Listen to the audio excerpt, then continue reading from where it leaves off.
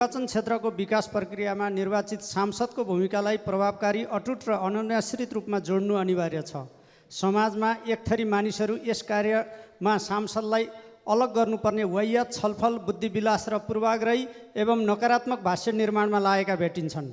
वास्तवमा 165वटा निर्वाचन क्षेत्रबाट प्रत्यक्ष निर्वाचित सांसदहरू आफ्नो क्षेत्र जिल्लाको विकासमा सक्रिय योगदान दिने पार्टीको स्पष्ट घोषणापत्र र प्रतिबद्धता सहित मतदाताको विश्वास जितेर निर्वाचित भएको वस्तुगत यथार्थलाई बजेट विनियोजनका क्रममा हेक्का राख्नुपर्छ। सांसदहरूलाई कोष होइन योजना सिफारिस गर्ने अधिकार दिँदा त्यस विरुद्ध किन बकवास गरिन्छ? बजेट सुन्ने, छलफल गर्ने, पारित गर्ने हामी सांसदहरूको संवैधानिक र कानुनी अधिकार नै हो।